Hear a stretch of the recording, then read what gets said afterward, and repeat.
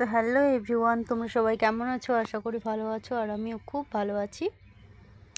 তো আজকে একটা বিয়ের ভিডিও নিয়ে চলে এসেছি। এই ভিডিওটা অনেক দিনের তোলা, বাট আমি পোস্ট করিনি। তো আজকে ভাবলাম যে এই ভিডিওটা ছিল, তো সেটাই তোমাদের সাথে শেয়ার করি।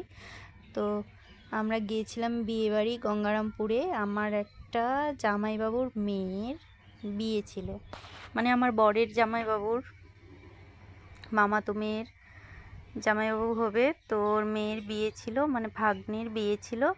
তো গঙ্গারামপুরে কি জানি না লজটার নাম, ওই লজে মানে বিয়েটা হয়েছিল। তো সেখানে অনেক স্টল দিয়েছিল, হচ্ছে চিকেন পকোড়া, ভেজ পকোড়া, তারপর আরও অন্যান্য অনেক কিছু, অত শত নাম জানি না, বাট খেয়েছি, ভালো লেগেছে, ভীষণই ভালো ছিল। আর নিচে ছিল ফুচকা, মোমো।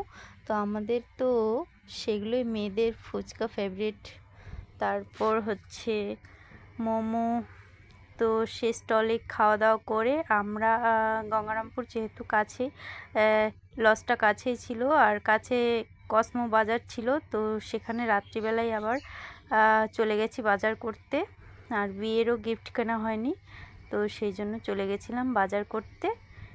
তো বাজার থেকে আবার চলে আসলাম, চলে এসে ফুচকা খাচ্ছিল আমার ননদের মেয়ে। আমি অনেক খেয়েছিলাম, তো সেই ক্লিপটা নেওয়া হয়নি, কারণ এত মাইক বাজছিল, মানে ভিড় ছিল তো প্রচুর, সেই জন্য। তারপর চলে আসলাম উপরে দোতলায়, মানে ফার্স্ট ফ্লোরে চলে এসেছি। তো এই চিকেন পকোড়া খাচ্ছি, আর গরম গরম ছিল চিকেন পকোড়াটা, এত টেস্টি ছিল, আমি তো বারবার ওগুলোই খেয়ে যাচ্ছিলাম। তো দেখো কত ভিড় চিকেন পকোড়া খাওয়ার জন্য। সামনে ওইদিকে ছিল কফি, মিষ্টি ছিল। তারপর আমরা বিয়ের ওখানে চলে এসি, মণ্ডপের ওখানে চলে আসি। তখনও কিন্তু বর আসেনি।